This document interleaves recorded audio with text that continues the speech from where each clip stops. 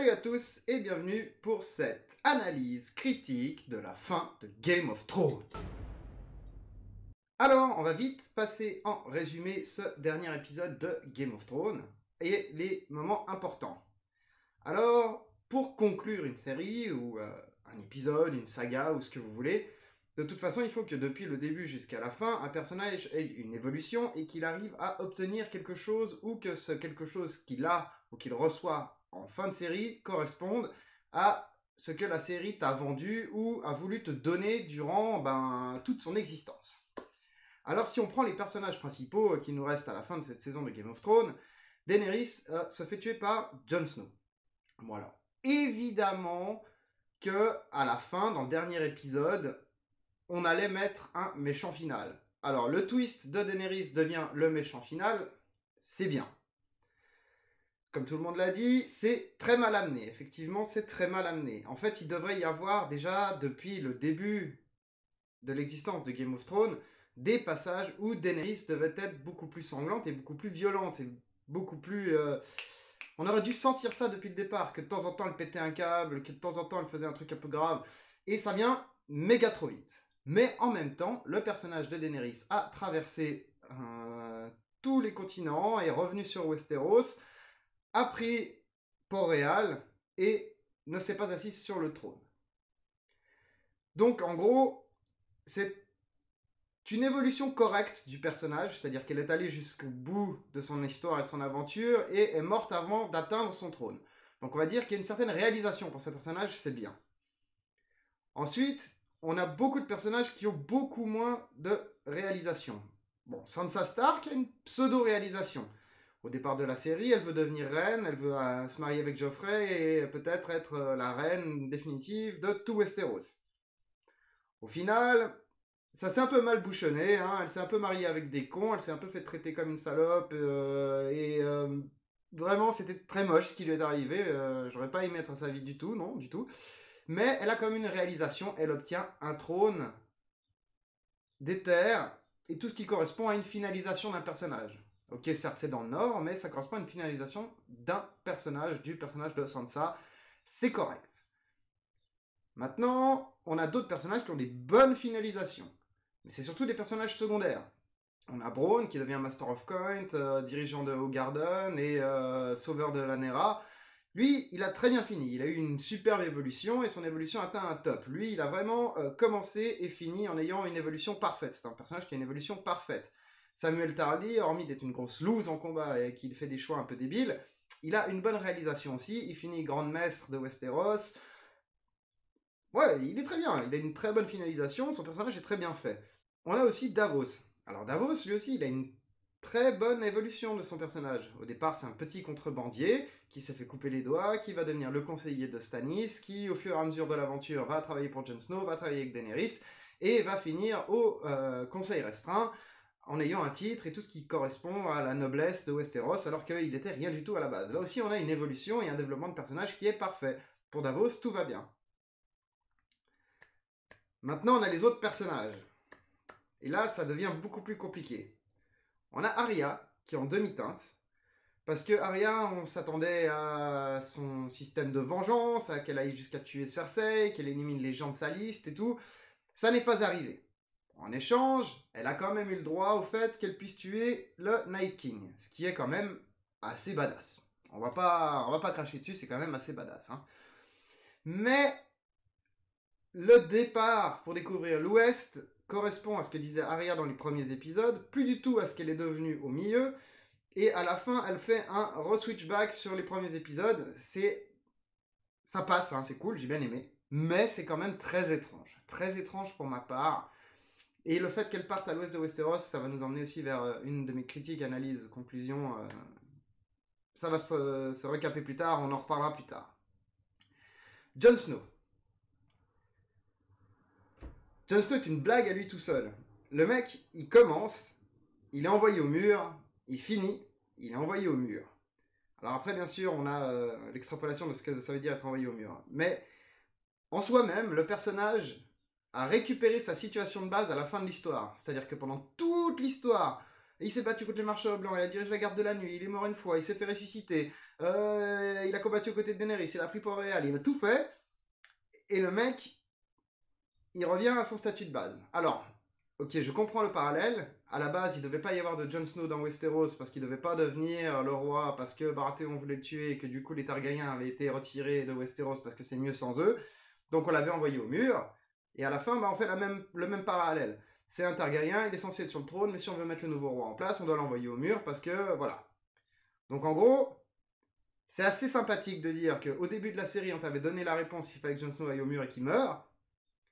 Mais comme il est revenu, ça a foutu le bordel, donc on le renvoie au mur pour éviter que ce soit nouveau le bordel s'il revient.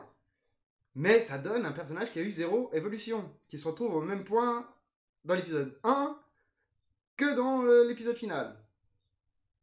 Très bizarre. Tyrion. Tyrion aussi c'est un personnage avec une évolution extrêmement étrange. Le gars il est à Lannister, donc c'est un noble au placé, il passe main du roi, il passe prisonnier, il repasse main du roi, il repasse prisonnier, il repasse main du roi. Le mec il fait un cycle, c'est un cercle d'Ouroboros, il fait de toute façon la même chose. Et c'est trop chelou, parce qu'il est main du roi, et ben il trafique un petit peu, même si c'est pas lui, pour tuer Geoffrey, il se fait emprisonner. Il se fait libérer, il va travailler pour Daenerys, et il la retravaille, et il se refait enfermer. Je veux dire, le gars il a beau être intelligent, il comprend jamais de ses erreurs. C'est un personnage redondant, à qui on a donné la place qu'il aurait à la fin de la série quasiment au tout début. Alors, oui, il aurait pu être conseiller, il aurait pu être très intelligent, un mec hyper... Mais du coup, j'ai pas l'impression qu'il ait gagné quelque chose, ou qu'il ait évolué, ou qu'il ait réalisé vraiment quelque chose de grand en devenant la main du roi à la fin. Même si, effectivement, c'est bien réfléchi, c'est bien foutu. Mais personnellement, je trouve pas que Tyrion soit le meilleur personnage avec la plus grande évolution. Et voilà. Même si c'est un très bon personnage avec Peter Tinkle qui joue vachement bien. Mais non, je suis pas très fan de la fin de Tyrion. Ensuite, un des derniers personnages qui reste en vie, c'est aussi notre ami Vergris. Alors Vergris, je sais pas. Le mec, il est tellement droit, il est tellement carré, il suit tellement ses règles et tout, que du coup, il finit... je sais pas. Je sais pas, il y a un truc qui me dérange. Je comprends pas pourquoi il n'a pas tué Jon Snow, je comprends pas pourquoi est-ce qu'il l'ait pas choisi comme roi directement, c'est très étrange. Le fait aussi qu'il soit d'accord avec les règles de Westeros, je comprends pas bien. Enfin, il y a plein de choses que je comprends pas des masses. Même si, bon, Tyrion lance toujours les phrases qu'il faut pour emmener les gens là où il veut. Genre, Vergris, maintenant on va voter parce que Daenerys elle veut casser la roue du destin, donc il faut voter parce que ce serait exactement casser la roue du destin, ce que voudrait Daenerys, donc du coup Vergris il accepte. Ok, je veux bien. Mais je trouve ce personnage manque de profondeur. Il a rien à lui, il y a rien qui le caractérise. J'arrive pas à caractériser ce personnage. J'arrive pas à me dire, ah Vergris il est plus comme ça ou il est plus comme ça. C'est un peu une machine, c'est un peu un robot. Et il n'a pas d'évolution. Il est le chef des Immaculés. Soi-disant Daenerys le dit chef suprême de toutes les armées de son royaume, je veux bien, mais ça dure 3 minutes. Et puis à la fin, voilà. Il est le chef des Immaculés, il n'a pas d'évolution, le gars, il a pas d'évolution. Voilà. C'est un bon guerrier, un super dirigeant, mais il n'a pas d'évolution, donc c'est nouveau. Je comprends pas. Tous ces personnages ont des réalisations, des évolutions entre début et fin de série qui mènent nulle part. Je veux dire, voilà, quoi. C'est assez abusé, quoi. Bon, on va passer le cas Cersei et Jaime vite fait. Donc eux, ils étaient amoureux au départ, ils sont amoureux à la fin, ils étaient ensemble à faire la première connerie, et ils ont fini ensemble à faire leur dernière connerie. C'est le seul parallèle, mais je suis désolé, mais Jaime, avec toute l'évolution du personnage qu'il a eu entre tous les choix qu'il a dû faire, et c'est une espèce de rédemption quand il vient pour se battre contre les morts vivants, je comprends pas. Je comprends pas pourquoi il retourne vers Cersei, je veux dire, fallait trouver autre chose. Je veux dire, ok, la symbolique elle est jolie, mais je vois pas l'intérêt. De nouveau, on fait genre, Jaime il aime plus Cersei, il est prêt à la quitter pour aller se battre contre les morts vivants, je retourne vers elle parce qu'en fait il n'y a que elle que j'aime. En sachant pourtant que Bronn a été envoyé pour le buter, c'est Cersei qui l'a envoyé, je sais pas. Non, j'ai beaucoup de problèmes avec l'évolution, la réalisation et la fin des personnages. Il y a énormément de choses qui collent pas. Le dernier point dont on va parler dans cette vidéo, c'est en fait Game of Thrones, au final, ça nous a parlé de quoi? Ça nous amène où? Et quel genre de réflexion morale on peut avoir arrivé au générique de fin? Alors, je pense que Game of Thrones, ça nous a parlé de l'histoire de la famille Stark. Et c'est tout en fait. Ça nous a jamais parlé vraiment de Westeros. Ça nous a jamais vraiment parlé des rois et des dynasties. Ça nous a jamais vraiment parlé des dragons. Ça nous a jamais vraiment parlé de tout ça en fait. Ça nous a parlé de l'histoire de la famille Stark. Donc on aurait pu très bien être fan des Targaryens, des Lannister, des Martell, de ce que vous voulez. En fait, depuis le début de la série, tout ce qu'on sait, c'est qu'on va suivre l'histoire de la famille Stark. Toute extrapolation externe sur un autre personnage, c'était voué à l'échec en fait. Il n'y avait que les Stark. Donc déjà, ça c'est le principe. Ça nous révèle l'histoire des Stark. D'ailleurs, le dernier blason qu'on voit à l'image, c'est celui du bateau de Arya, donc c'est bien l'histoire des Stark. Une fois qu'on sait ça, on peut continuer à extrapoler sur la fin, avec Jon Snow qui part de l'autre côté du mur, bien sûr. Donc il va partir de l'autre côté du mur, donc là on peut se dire aussi, il n'y a plus vraiment de garde de nuit, ok, Jon Snow devrait s'occuper normalement des vilains et des méchants de Westeros qui seront envoyés au mur, mais voilà. Donc en gros, c'est pas une véritable punition de l'envoyer au nord, en fait on le renvoie là où il devrait être. C'est dit le mur, mais c'est là où il devrait être. Et donc il va dans cette direction. Arya, pendant ce temps, elle prépare ses bateaux. Et les deux s'écartent. Donc Jon Snow va découvrir le nord, qui ne pouvait pas être découvert jusque-là, parce que le roi de la nuit était là. Donc maintenant, les sauvageons, avec Jon Snow, donc les hommes, en gros, peuvent conquérir le nord. Donc ça marque une nouvelle expansion en direction du nord. Arya, elle, prend des bateaux et part à l'ouest. Pour faire quoi? Pour découvrir de nouvelles terres, de nouveaux endroits à visiter, de nouvelles peuplades. Donc, elle prend des hommes et elle va commencer l'expansion par l'ouest. Donc en fait, la paix, ce que ça nous parle, c'est que la paix dans Westeros, elle est possible s'il y a de l'expansion. Ça veut dire que Daenerys, par exemple, elle est arrivée, elle a brûlé Port-Réal, et en brûlant Port-Réal, elle a brûlé le trop-plein de population. Avec ce trop-plein de population, il y a plein de places, maintenant il y a plein de commerces à faire, il y a plein de choses. Donc, l'économie de Westeros, la paix et tout, peut repartir et renaître de ses cendres, entre guillemets. Ça, c'est bien. Mais si on reste de nouveau compacté sur le continent de Westeros, on va de nouveau arriver à, pour finir, des malversations, des trahisons et tout ça. Donc, si Arya découvre des terres à l'ouest et Jon Snow des terres au nord, les hommes vont continuer de s'expanser. Donc, il y aura de nouveau toujours des terres, des titres et des choses à faire. Donc, il y aura plein de choses. Et donc, est-ce que la moralité de la fin de Game of Thrones, ce serait pas pour que les hommes vivent bien et continuent de vivre, il leur faut une expansion. Il faut qu'ils puissent découvrir de nouveaux territoires, qu'ils aient de nouvelles choses à faire et des tas de choses à apprendre. Oui? Non? Peut-être? Bon, d'accord. Puisque vous voulez, on en parle quand même un petit peu. Je vais quand même un petit peu critiquer et parler de ça. On va parler du dragon et on va parler du roi des 6 couronnes, hein, quand même, parce que, évidemment, ce serait sympathique qu'on en parle un petit peu. Alors, on va commencer par le dragon, Drogon. Alors, Drogon récupère sa mère et s'en va après que celle-ci se soit fait tuer par Jon Snow. Et Drogon ne tue pas Jon Snow. En même temps, je vois pas vraiment l'intérêt. C'est vrai que c'est un animal, que c'est sa mère qui est triste, il pourrait simplement bouffer Jon Snow. Mais lui, il n'a pas vu que c'est Jon Snow qui l'a planté, il peut l'imaginer, en imaginant qu'il devient intelligent, puisqu'il était assez intelligent de savoir que le trône était tout ce que voulait Daenerys et que du coup, c'est à cause de ce trône qu'elle est morte, donc il a voulu brûler le trône. Mais il peut pas être sûr que c'est Jon Snow. Et la dernière fois qu'il les a vus ensemble, ils sont quand même fait des mimis et tout, donc il sait que Daenerys aimait bien Jon Snow. Donc il va pas tuer Jon Snow, pas uniquement parce que c'est qu'un animal, parce que si c'était qu'un animal et que tu tues son maître, il t'aurait bouffé, mais bien sûr en expliquant qu'il va brûler le trône et tout, et qu'il regarde Jon Snow et qu'il hésite, c'est qu'on va essayer de te dire que les dragons ils ont une certaine personnalité, une certaine compréhension des trucs qui les entourent. Peut-être pas les petits détails, les mensonges, les trahisons ou quoi que ce soit, quoi. Mais en tout cas, ressentir les émotions de tout un chacun, ça c'est faisable. Donc, il ne tuera pas Jon Snow et s'en ira en volant. Moi ça me va. Très franchement, moi ça me va. Ils n'ont pas tué tous les dragons, ça me va. En plus, apparemment, dans les livres, il y a une région où il existe des dragons, donc je pense qu'on peut enterrer Daenerys là-bas.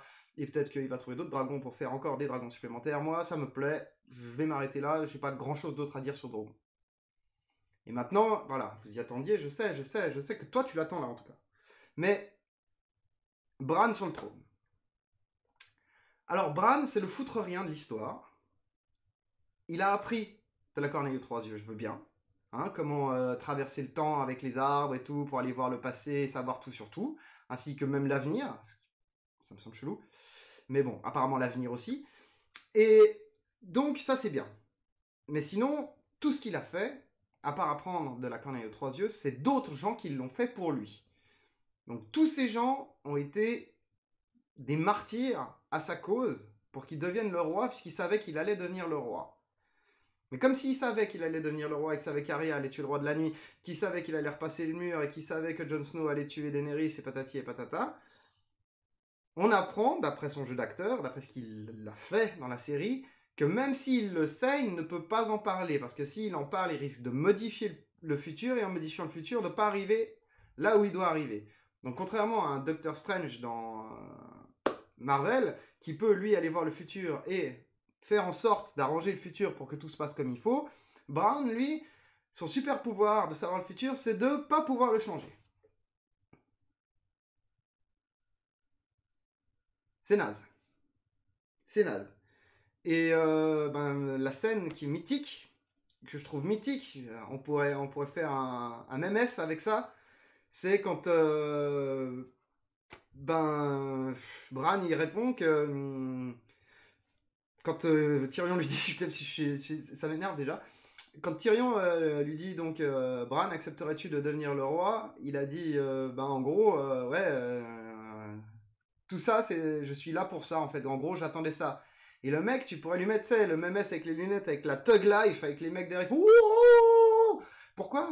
Parce que c'est vraiment une réponse de Thug Life. Le mec, il fait, ouais, tranquille. Vas-y, file-moi là. J'attendais là.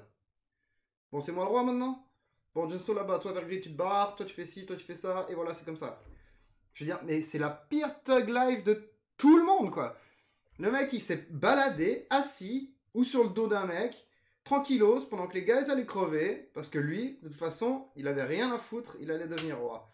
Alors, autant je comprends la dynamique, le mec, il sait tout, il est super sage, il peut contrôler les animaux à distance. Pas des dragons, en tout cas, parce qu'il n'arrive toujours pas à choper Drogon avant la fin de la saison, et qu'à part des corneilles à la con, une fois le loup, bon, c'est quand même limite son pouvoir, c'est quand même limite. Bon, enfin, ok, je comprends. Pour la sagesse. Le fait qu'il peut pas avoir d'enfant, que comme ça on peut mettre en place le fait que les rois s'échangent avec des votations, pas automatiquement de père en fils, ainsi de suite.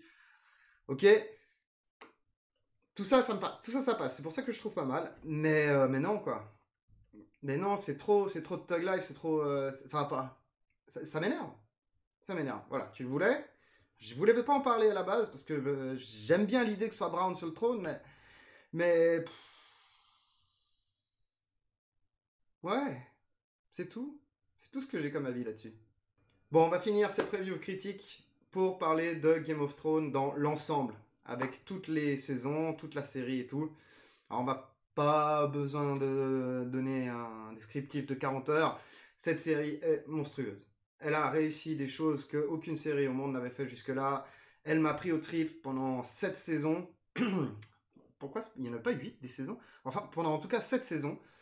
La 8e, voilà, tout le monde connaît l'erreur, hein, je vais pas la répéter, il aurait fallu avoir 2 épisodes de plus, il aurait fallu déjà mettre des pièces du dernier épisode dans les autres saisons, mais ça ne changera pas que Game of Thrones est l'une des meilleures séries qui n'ait jamais été réalisée au monde. Donc, bravo, bravo les gars, bravo à tous. Vous vous faites chier juste d'avoir merdé la fin, quoi, mais bon, ça se sentait.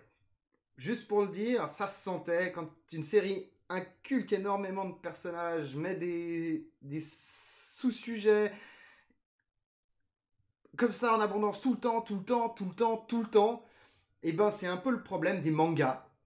Et on sait que la fin des mangas, c'est pourri en général, parce qu'on arrive à la fin d'un manga, on a un milliard de personnages, on a des gens qui sont censés avoir des pouvoirs ultra cheatés, mais il y en a des qui ont encore des pouvoirs encore plus ultra cheatés, tu sais pas comment les arrêter. Et t'as un peu un 2 minutes pièce, fait clic, clic, clic, clic, clic, clic, clic, clic, clic, clic, clic, comme ça, en 4 épisodes, et pouf, c'est fini. Parce qu'on a voulu trop développer de choses. Et en voulant développer trop de choses. On a remarqué que tout d'un coup, quand on voulait finir, on pouvait pas finir sans rajouter au moins 26 épisodes parce qu'on avait développé trop de choses. Donc on est arrivé à une fin typique merdique de manga. C'est-à-dire qu'il faut abattre toutes les cartes du jeu en même temps parce qu'on n'a pas le temps, c'est la fin. Donc, on a une fin merdique, enfin une saison 6, saison 6, ça y est, j'en peux plus. Je crois que c'est la dernière fois que je dois parler de Game of Thrones. Une saison 8 qui est foirée, mais on va quand même garder à l'esprit, moi j'ai quand même gardé à l'esprit, et j'espère que vous garderez à l'esprit aussi, que Game of Thrones c'est une série monumentale qui aura fait vivre des millions et des millions de gens pendant toutes ces années et qu'elle mérite son rang de série numéro 1. Par contre, j'espère que Game of Thrones ne sera pas la série qui aura été comme ça, mais la série qui va lancer un nouveau vent sur les séries, une nouvelle mode, quelque chose de dynamique qui va prendre de l'ampleur et qu'on pourra se dire Game of Thrones c'était le premier, tu vois. Faut que tu commences par regarder ça pour comprendre comment est-ce que notre cinéma, série, TV actuel en est arrivé là, parce que Game of Thrones était le premier, c'était la première pierre. Sur ce, faites-vous plaisir en regardant des séries, des films, en jouant à des jeux vidéo. Et ciao! Ah, c'était bien Game of Thrones quand même.